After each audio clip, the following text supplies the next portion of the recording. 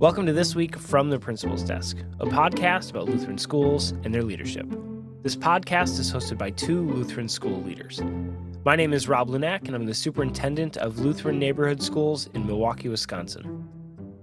And my name is Mike Sheeman, and I'm principal at Bethany Lutheran School in Parma, Ohio. And as you probably noticed, it's definitely May. It's the end of the school year. Life has been really busy. And so Rob and I have been absent for a couple of weeks, but hey, we're back and we missed everybody. It's great to connect one more time and to throw out another topic that we can have some discussion around and hopefully have people thinking about ways that they can use this topic to grow and resource their schools. So today, Rob and I wanted to dive in a little bit into the topic of grant writing and grants in schools. So Rob and I have another podcast called What Works for Me. And just a couple days ago, we put out kind of a snippet episode. Again, it was the two of us talking about grants and some of the things that go along with that. But we thought we would use this platform to maybe expand on that a little bit further, because after we were done recording that, we thought, man, there's a lot more that we could talk about, because this grant topic, it's huge. And I think to many people, myself included at the beginning, it was just an overwhelming topic. There was so much to even think about when it came to grants that I kind of avoided it for a while. And it was after I tackled it head on that it actually rolled over from becoming like a monster and a burden into something that I actually consider to be a joy. So I'm hoping that through this conversation today, you'll be able to think about grant writing in a different way and maybe even give it a try. Yeah, so this is definitely going to be our longer, more in-depth version. If you want kind of a Cliff Notes version, like Mike said, the other podcast, What Works for Me, that's a good, I think, 15-minute kind of expose on this. This is going to be our longer, more detailed one. And so let's start at the very beginning. Why write a grant at all? And I think that's a really good question, because as a principal, you have a finite amount of time. And you're spending some of it listening to us talk about grants. So thank you for doing that, I guess. But you only have so many hours in the day, and those very often get taken up by things that you have no control over. The emergencies take as long as they take, and you don't get to schedule those. And the different problems that come along with running a school, and there are some problems, and the other opportunities that come along with it, those all take time too. Everything you do takes a finite amount of time. And a grant, if you've never written one, you in your head probably have this version of how long it's going to take, and it probably seems insurmountable. It seems like this big, daunting task that's just going to take hours and hours and days and days. And it actually doesn't take that long once you get into it. So I, remove that barrier for now. So why write it at all? Well, it advances the mission of your school. That's exactly why you do it. You are doing everything to advance the mission of your school, and the grant can help you do that. It provides resources so you can do what you do and continue to do more of what you do. And if somebody came up to your school and said, "Hey, I want to give you $1,000," you probably wouldn't be like, "No, I don't want it." You'd probably ask, "Why?" And "Where'd you get it?" And "Thank you," probably. And a grant is like that. There are organizations that said, "We have all this money and we want to give it away. We want to give it to someone." And if you don't put your hat in the ring, they're not going to give it to you. They're not just going to show up. There's not going to be a grant fairy that just waves a magic wand and picks a bank account, and yours magically happens to be that one, right? So you got to take a step out there, and you got to go, okay, we are going to pursue grants. We are going to start writing some grants, and we're going to get some more resources to continue and support our mission. Yeah, and we've talked in previous podcasts too about budgeting and funding schools. And really, your main sources of funding we know are tuition and donations, potentially some church support. But it's really important to have that third source of funding of what's that going to be. Now, grants can certainly be that, but I want to caution people around counting on grants to be that.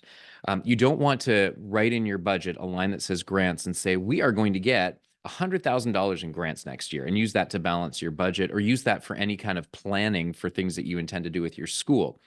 I have no problem with putting a grant in the budget if I've already received it, but I don't want to budget on the hopes and prayers that I'm going to get it. Now, we all know our Lutheran schools are worthy of receiving grants, but grants are a competitive process. And so when you're looking at them, you're competing against a lot of other people. And it's not saying that if you don't get a grant that your program isn't worthy or that you didn't do a good enough job. It just might mean that that foundation maybe had an allegiance to something else, or maybe they had a real heart or a board member that said, I really want to give to this particular one. So what that means is if you get a no, that should energize you to say, it's just not this one. Let's move on to the next one. So I've written a ton of grants. I actually have a folder on my Google Drive with every school where I've been principal. And if you click into that under grants, there's tons of them there.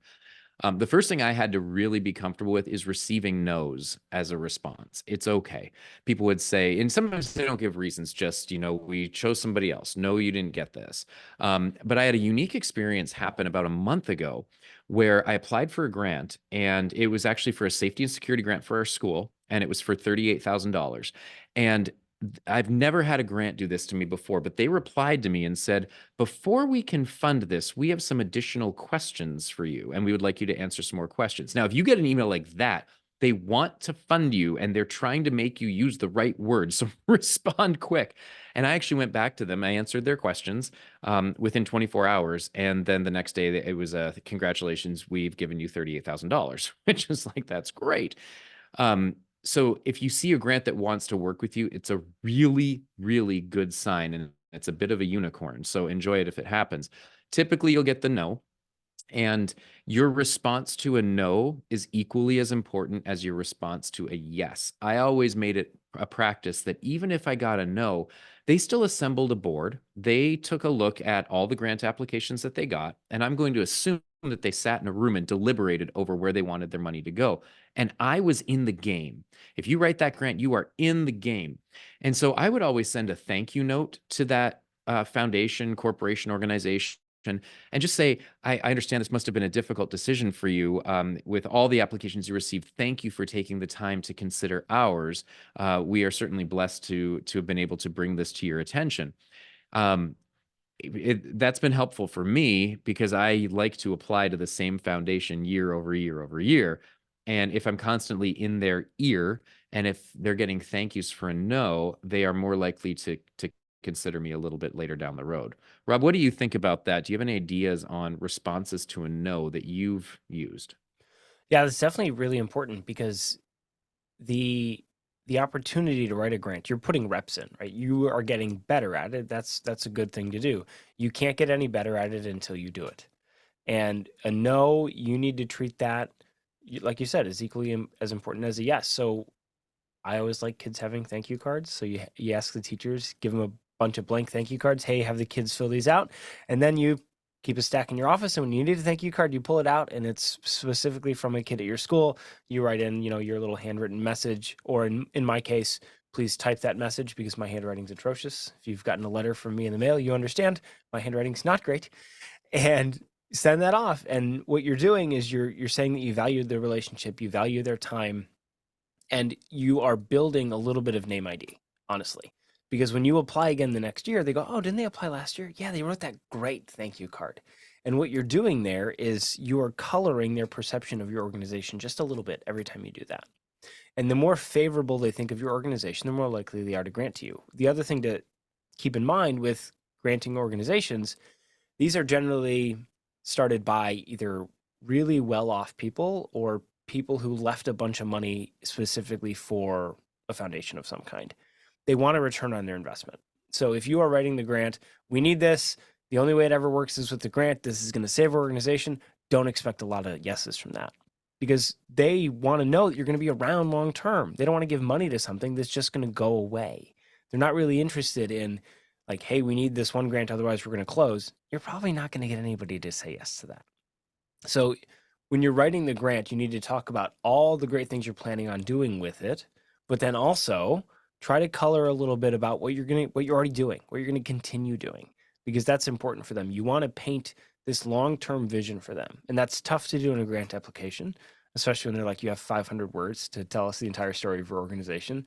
That's something that you're going to have to craft over and over again till you get it just right. When you find one that works, hold on to that one for sure. But whether they say yes or whether they say no shouldn't really impact anything you do outside of cashing a check. However you do the rest of that process looks exactly the same. Hey, thank you. Write another one. Hey, thank you, write another one. Hey, thank you, write another one. That is the same. The only difference is whether or not you get a check in the mail. Hmm. You're absolutely right, Robin. I think one of the points you really hit home on there is that your words are important. And so I always take a look at it and look at my grant applications to say, if I was sitting down and I was assessing this application, what's the meat and potatoes of this thing? Because you can do all the frilly, here at our school, and they're the blue skies of this beautiful state of Ohio. They don't care. They want to know, what are you asking for money for? So we've been dwelling on the nose a little bit. Let's try to drill into the how. What is your best chance to get a yes? I'm not going to promise yes, but I'm going to say, what's your best chance to do that? So I think there's a couple of things that play into that. First off is foundations and corporations, organizations are looking for projects and things that match their mission, vision, and values. We talked a little bit about this in the other podcast, but make sure that you know and even use some of the wording from their organizations in what it is that you write. The words are important, and you want to tie into that. Now, one of the things we didn't talk about in the other podcast had to do with timing. When is the best time to write a grant? Now, I can go kind of high level and say the best time is when you almost have the project financially totally funded and you just need somebody to push you over the finish line. So there's that kind of timeline on the financial talk. But the other piece is that when you find a grant, there is likely going to be a deadline on writing that grant. Hit the deadline. If not, aim for a week before, because you don't want to be the last one in by any stretch. And you also don't want to come to them and say, well, I know the deadline was last week, but here, would you still consider this? Hard pass. They won't. They absolutely won't.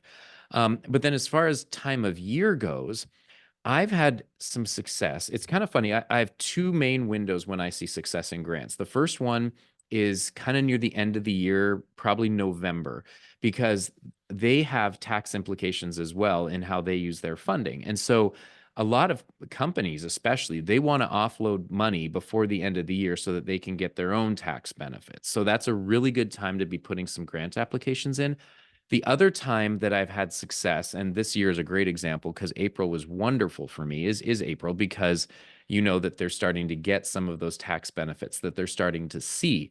And so those are pretty much the best timeline windows. But I argue that you want to constantly be writing. Find the grants and find a whole bunch you can write throughout the year. Get a system in place for getting these things off of your desk quickly but effectively.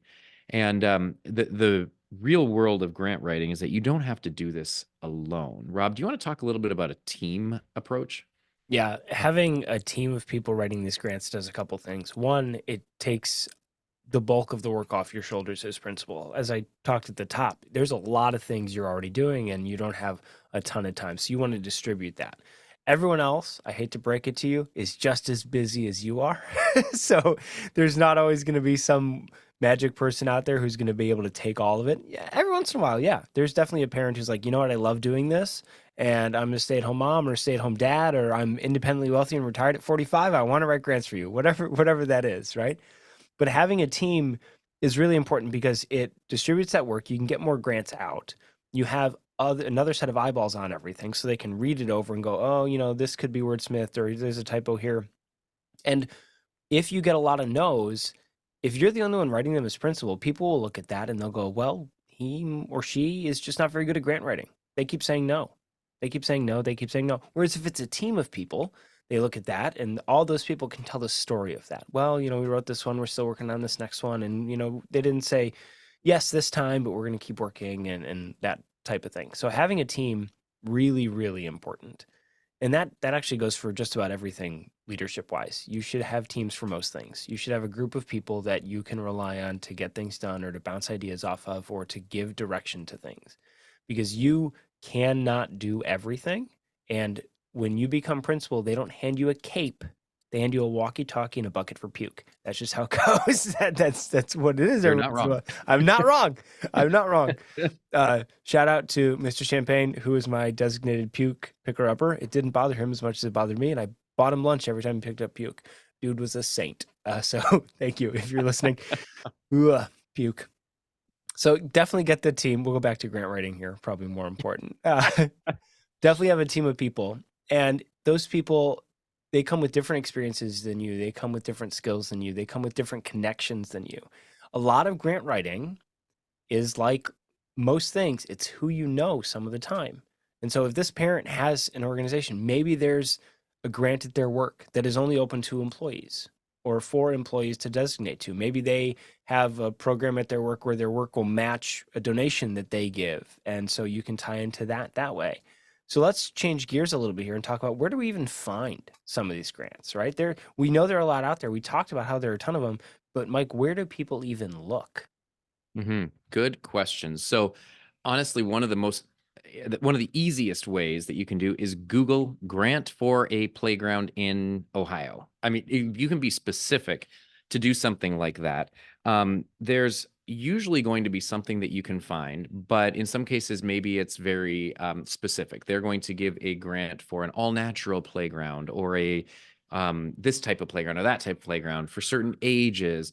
But definitely look and see, because like Rob, you said, there's going to be companies in your area. When I was in Oregon, I had Nike and Intel right in my backyard. So of course I was tapping into those resources. What are the companies that are in your area? And start with them. Some of them are national companies. I know Walmart has a big foundation that you can apply to. I've received a Walmart grant before. And so some of those things are there on the bigger levels.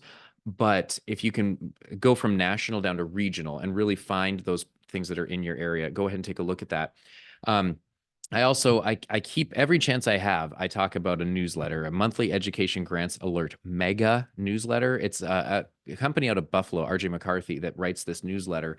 And I subscribe to it. It's $395 a year, but I've had so many successful grants that I've written out of that newsletter that $395 a year, it makes it worth it. But I also have that good old Lutheran guilt on me that if I paid for it, I better use it. So it kind of motivates me as well. Make sure that I do that. So you can use that as a newsletter, finding grants there. There are also some federal, like U.S. national government site grant sites that you can look at.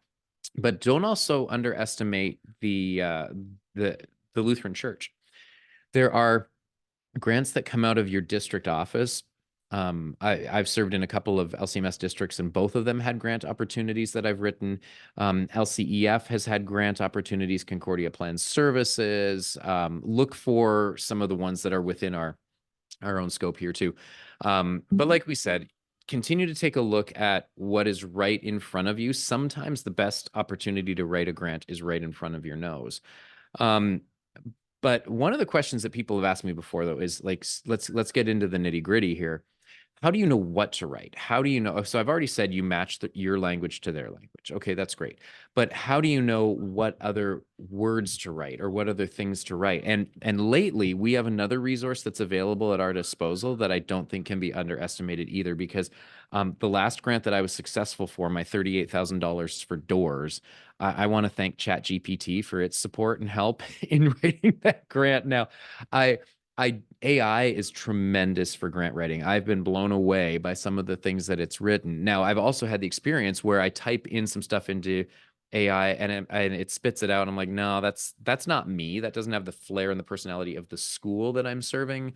So AI is a tool to write a grant, but I would encourage you not to use it as the grant writer for your school. That's going to be the temptation because it's easy. You don't have to get a team together. You don't have to worry about time.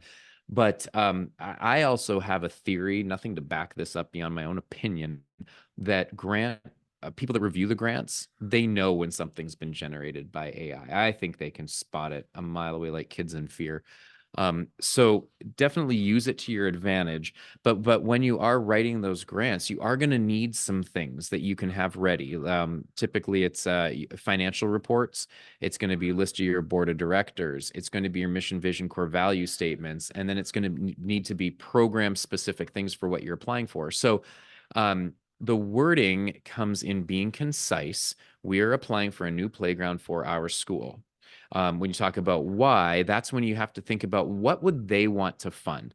What would the little grandma who gave all this money to this foundation want to see the foundation use it for? So we're talking about student growth and development, student safety, preparing students to be leaders in the world that is going to come. If you're writing technology grants, I always talk about how we're not writing, yes, I'm writing a grant for iPads, but it's not about the iPads. It's about training the mind for in a technological way that kids are going to be able to use as they enter the career field 10 years from now, 15 years from now.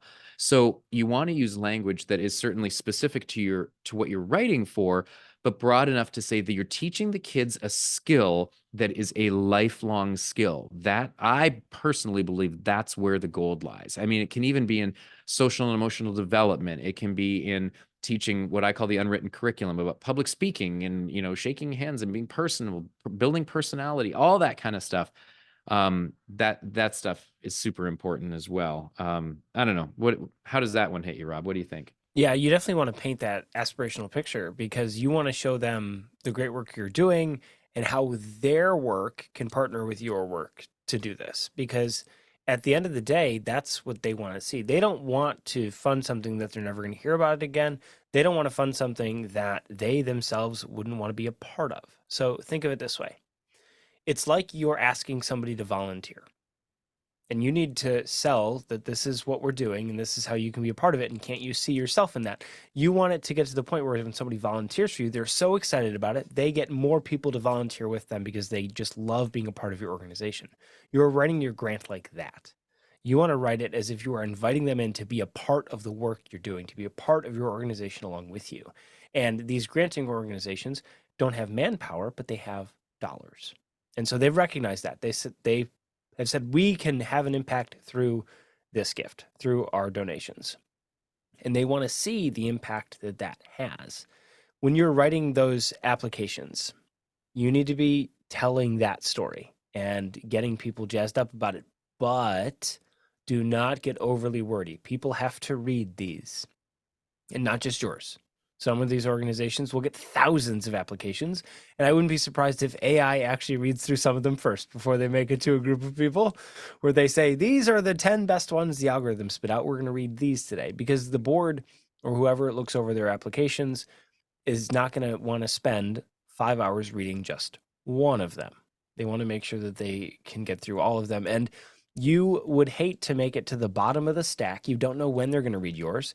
And then yours is verbose and full of errors and doesn't really tell an exciting message. And they're going to go, this is, well, I can't believe we wasted time reading it. Right? And as a school, we have people in our buildings who are great writers, who are great proofreaders, who are great editors, who can really get people excited about mission and vision. And we want to tie into all that. This goes back to the team thing, right? We want to tie into all of those skills so we can make sure we have fantastic applications that tell the best version of the story that we're telling. Now, all of that is great if you have a clear vision of what you want to do. But here's where it gets tricky. If you look at a grant and you go, oh, that's a grant for Segways. We could probably, why not? We could use some Segways, right? But you have no need for Segways. Then what are you writing that grant for? How does it fit in with your mission and vision? You need to find grants that fit. And if they don't write it. I don't care if it's for $1 billion. If it doesn't fit what you're doing, don't waste your time. Don't write it. Because the other thing that I think we should talk about is grants come with some hooks. It's not just free money that they never check on again. You will have to write a report. You will have to prove that you spent it appropriately. And if you didn't, they will, I promise, they will ask for it back. Mm-hmm. So keep that in mind. Mike, what is your process? Let's move on to, you wrote a great grant application. They love everything about it. They sent you a yes. What's next? Perfect. So, and you actually just went exactly where I was going to go is you need to have the financial capacity to be able to manage that grant. So you're going to want to look at a conversation with your bookkeeper, your accountant, your financial manager at your organization. The way that we handle that here is we kind of within QuickBooks you can do separate projects. So we have a project that we assign for the grant. So the grant comes in as income, and then every single time we get an invoice or something that directly goes with what we wrote, we expense it there. And so then our financial reports that go back to the granting organization, we're pretty crystal clear, and we can demonstrate that because Rob is absolutely right. Not only will they ask for it back, but then you're going to be blackballed as well. And there's some ethical implications there too. If you said you were going to use it for this, go ahead and use it. Now, I had one scenario where we wrote a grant and we got the grant. I forget the amount, but it turned out that whatever, because usually they want to see an invoice ahead of time, right? Some sort of a quote. And then that's going to help your grant. Now we got a quote, wrote a grant for the amount. We got the full amount funded. But then when we actually did it, there was a discount that was given to us, and we didn't end up expending all of the grant funds. So I went back to them with two proposals. Either I'm happy to return the amount that we didn't use, or in light of the same project, we could also use the money for this. And that particular one said, yeah, go ahead and do that, because we're still within the same vein of what it is that you're going to do. But making sure that you have financial integrity in this process is important, and financial records in the process is important. And then usually they're going to have some sort of, like you said, Rob, a follow-up or a report that you're going to need to generate. That is just as important as the grant application itself. That needs to be done very thoroughly. It needs to be done on time, and it needs to be submitted in the way that they want it submitted. The one grant I got from it was a government grant from the state of Ohio. I mean, they had these weird codes that I had to punch into everything. If I wanted to buy this particular item that was part of our thing, well, I had to find the item code on this ridiculous item list. Well, hey, in that case, I think that grant was in the ballpark of 50 grand. I'm like, for 50 grand, I will look up an item code for you. That's totally fine. So make sure that you understand the reporting requirements and you meet those deadlines, because this also really talks about you. If you're going to go back and apply again the following year, or maybe it's not the next year, maybe it's a couple years down the road, or maybe you leave the organization as the administrator and a new person comes on and they're thinking, hey, I can apply here, but your organization has a black mark on it, you're probably not going to get another opportunity. So when you're investing time, it's not just time in grant writing, it's also time in grant reporting once you get the yes. Rob, I'm going to go to one more thing, though, that I think is important and frequently underestimated when you get a grant, is to celebrate the success publicly. Let people know that you got that grant. And it's not for the purpose of patting yourself on the back. I know sometimes that it can be seen that way, but no, it's to say our organization is doing things that other people feel are worthwhile, and they feel they're so worthwhile, they're willing to come on board financially and support that. So recently here, my month of April, I was super excited because I brought in over $155,000 of grants for Bethany in the month of April alone. Now, that was a good month. It was a really good month.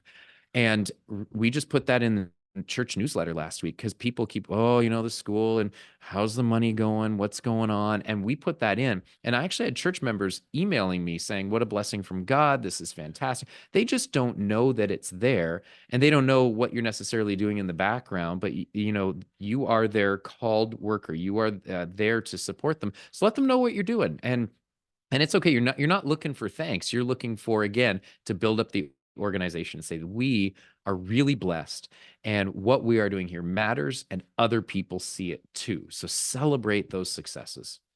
Yeah, and the other important part there is going to be a little bit self-serving, but it's something we should talk about. The more grants you write, the more grants you receive. With the same organization, they are more willing to grant you larger amounts. And there will be other organizations that are willing to come on board when you have other grants from different people. And so grants are one of those weird things. The more you get, the more you get. That's how it goes. The more you get, the more you get. And that sounds counterintuitive. And you're like, well, why do they get all of, you can think of some group in town that always has all the donors and always gets all the grants and always has all this funding. Why are people putting it there? I don't know. Why does Harvard have like a $383 billion endowment? Do you think they have enough money? They probably do. But you know where people are still giving dollars? Harvard. And it's one of those things. You got to put the work in, and there is a reward to it, and you get to further your mission. And once you get that ball rolling, it continues to keep rolling. And that doesn't mean you don't put work in, but it means it opens up more and more opportunity. God continues to open bigger and bigger doors through that work. Yeah, exactly. And I know we encouraged people on the on the other podcast. What's one thing you can do right now is write a grant. Write a grant. Find somebody in your area that can maybe support and help you, but take that first plunge. It's once you get over the hump of I wrote the first one, then you're probably going to be in good shape. And you know what? I love grant writing too, because I can do it in the summertime on my back porch with, a beverage in hand and just go ahead and give it a try. Um, it's okay. I would also, I don't mean to sound doomsday, but I would say when you write your first grant, set yourself up for a no. Because if you don't expect to receive it, you're not going to be let down if it is a no. And if you don't expect to receive it, you're going to be super excited if it's a yes. So you're kind of set up well either way. But I really encourage you, go ahead and write a grant. And where would you start? Let's say you haven't subscribed to a newsletter. You've checked with your district. There's nothing available. Google it. Find out, does Campbell Soup have their company, their corporation in your backyard? Is it going to be, out here, it's American Greetings is in Cleveland. So we look at American greeting cards. What is in your backyard or close enough that you could write a grant for? And I'm going to strongly encourage you, go for it. You've got nothing to lose. So I don't know, Rob, do you have any other thoughts about grants before I think we can probably put a bow on this one? Yeah, I got one last thing. You have made it through nearly 30 minutes of podcasting. Congratulations. We would like to give you a gift. So Mike and I have a website, theprinciplesdesk.com. Pretty easy to remember. Kind of just like the podcast. And on that website, there is going to be a nice article Mike wrote, 12 steps for grant writing. So you can get that, work through that, start from that. That'll be free. You don't even need to enter your email. I'm not putting you on a mailing list. It's just going to be there for you to get. And then you can get started, because that's what we want. We want to make sure that these episodes are beneficial for you, that they help you, that they allow you to further the mission of the organization that you're in, and they allow you to continue to do the work God has called you to do. Exactly. Perfect. Well, tell you what, why don't we close this one off with a prayer? We're gonna pray for courage for everybody to take that first step, and then turn off this podcast and go do it. Let's pray. Heavenly Father, we thank you so much for all of the resources that you provide for us. And God, we know that God, you are enough. You are enough for all of us. And you continue to pour out blessing upon blessing as we are faithful to the mission that we've been called. Lord, you pour out those blessings through many different ways. And we know that grants are one of those ways. And I thank you for the tools and the ways that you've provided us to access those tools so that we can continue to further your kingdom. Lord, I pray that you would be with the people who are listening right now, that you would give them that encouragement, that boost to go ahead and write that first grant, that you would allow them to understand the method. And God, I boldly pray that you would bless their application and provide it to them. And if it's not your will that they receive that way, God, we know that you are our God. You are ultimate source for all things. And so continue to provide for our schools, continue to provide for our students and all those in the school who serve and who teach and who learn. We pray confidently in Jesus' name. Amen.